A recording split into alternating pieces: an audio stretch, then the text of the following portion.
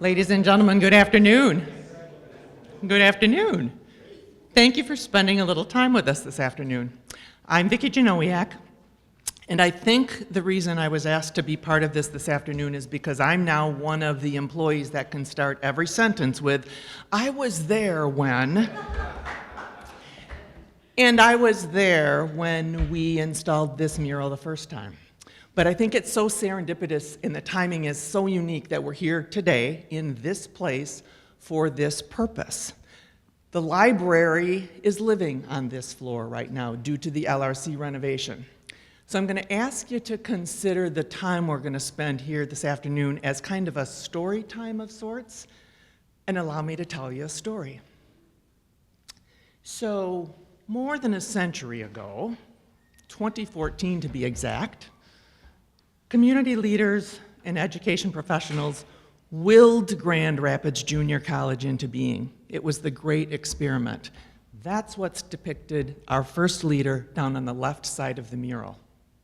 Now, fast forward 90 years, that's the timeline. That's really reflected, that's not the end of the story. It's now 2004, we are celebrating our 90th anniversary, and preparing for a renovation that would create the college's first one-stop service center. Now that was a big deal back then. Juan Olivares was president. Juan is here with us today. Thank you for your leadership and service. And as part of that renovation, we were going to create this big curved architectural, I don't know, Jim, what do you call it? Bulkhead. He doesn't want to call it a bulkhead. Okay, yes, it was functional. It was hiding equipment, but it was big and it was curved. And Juan and Class Quant, more about class later, envisioned an art installation that would honor the history of the college to that point in the entrance and at the entrance to this innovative student service place that we were designing for students for the future. So we commissioned Robert Barnum, and Robert is also here with us today. The artist is here. More about him later, too. Who created the mural. We held a student competition to name the mural, and in 2005, it was installed and dedicated and graced that location for 15 years. In fact, I can remember telling people, I'll meet you under the mural. Fast forward to 2019, we are about to undertake a massive renovation in this historic educational facility. Now, this building is over 100 years old. And the mechanical system was going to change, so the bulkhead was going to go away. What was going to happen to the mural? Enter Mr. Barnum again, who returned 15 years later and painstakingly and caringly removed it from its location and offered to be its caretaker until the college found a new home. Now, those of us that were involved in the discussions at that time, Aaron Van Egmond, Class Quant, Nick Antonakis, current institutional leadership, Jim, myself, we were all holding on to this idea that the mural could go in the LRC when we're able to renovate that. Well, as designs progressed and continued, it became clear that the mural just wasn't going to fit in the LRC. So it was still homeless. And last spring, one day, following a board meeting, and we have several board members here with us tonight that travel these halls, I was coming out of the board meeting, and you've all heard that expression, if these walls could talk. I swear this wall talked to me.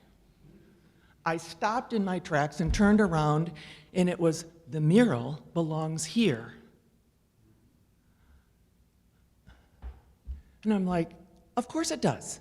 It's in the building that it was originally designed for, on this floor that has seen leaders and board members and presidents and staff and all of the caretakers of this institution and students and faculty that have shared these hallways and classrooms for decades. Of course it belongs here. So now connect back to the fact that the library's here. This year, you've heard part of our common read is going to highlight the history of the United States, 250 years. The history of the city of Grand Rapids, 175 years. Those histories would not be the same without the history of this institution. They're intertwined. So think about, again, if these walls could talk, what stories they would tell. They'd be stories of courage and challenge. They'd be stories of risk, resilience, influence, innovation, perseverance, but most importantly, they'd be stories that reflect the continuous commitment of this institution to its mission and purpose. So this is a full circle moment for me. I just think this is the greatest place for this. Now that we can honor our leaders, and board members are here, raise your hands, thank you, we'll call them out.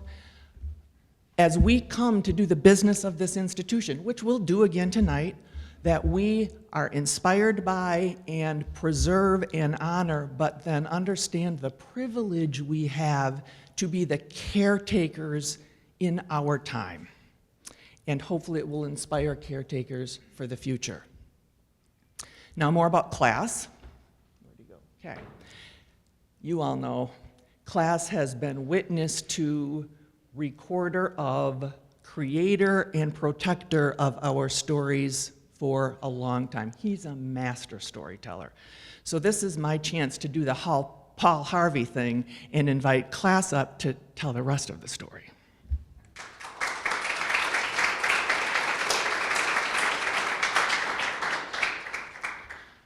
So I think shortly after the walls stopped talking to Vicki, and we knew where this was going to go, I've been trying to think of the best way to characterize what it means to have a work of art like this. On one hand, I've been thinking that it's a good example of what's worth keeping around.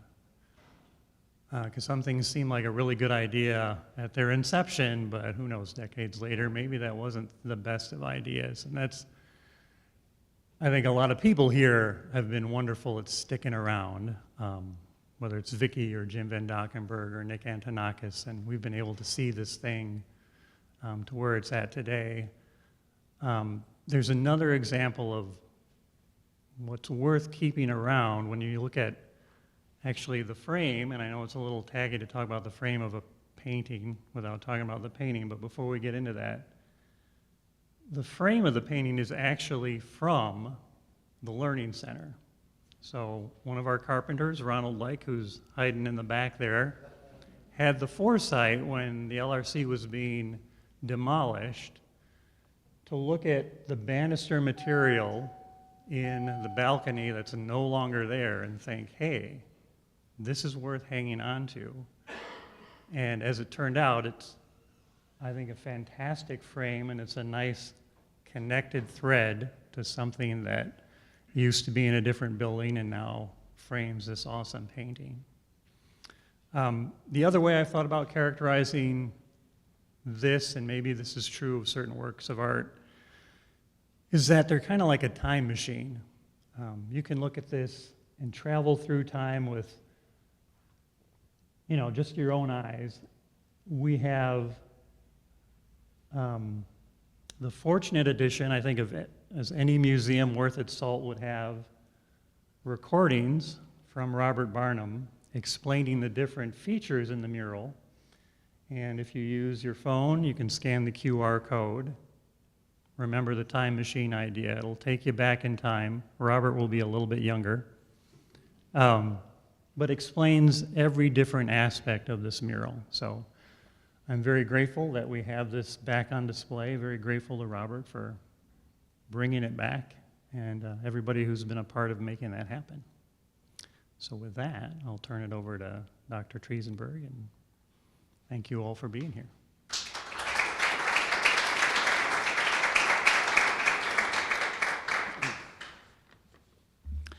This is a marvelous occasion. I really love the opportunity to be here, and I'm grateful that the artist is here to join us and to see how much we value, respect, and appreciate your handiwork now 21 years later, but in a place where we'll be able to value it for a long time to come. I'm really grateful for the efforts of Klaas and Vicky and Jim and Nick and others who have established a new home for this mural commemorating the 90th anniversary of GRCC. As we noted in the introductory video that we showed on opening day, those of us who now strive to fulfill the mission of GRCC rely on and build on the creativity, the determination, and the sweat of those who came before us.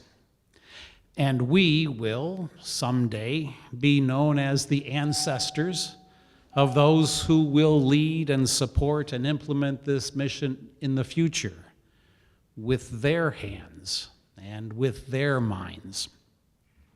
So it's valuable for us to reflect thoughtfully on the contributions of our predecessors as reflected in this mural. This mural is one beautiful way to prompt those reflections, which can motivate us to continue to extend the opportunities for excellent and affordable higher education that GRCC offers for so many people, from so many settings and backgrounds, for so many personal goals and purposes. I thank you all for joining us this afternoon to celebrate this together. There are refreshments here that everyone has very politely avoided. They're not here as part of the art display. That's real food and real drink, and you're really welcome to take part in that. You're also welcome to comment and talk with each other about the mural and to listen to the artist tell the story of the mural. So spend some time looking at it and enjoying it together. And then you're welcome, if you so choose, to join us in the boardroom. The board meeting starts at 4:15. I know that it's not quite the theater that this might present, but it's still worth paying attention to. The boardroom is just at the south end of this hall. Thank you all for joining us here, and let's celebrate together.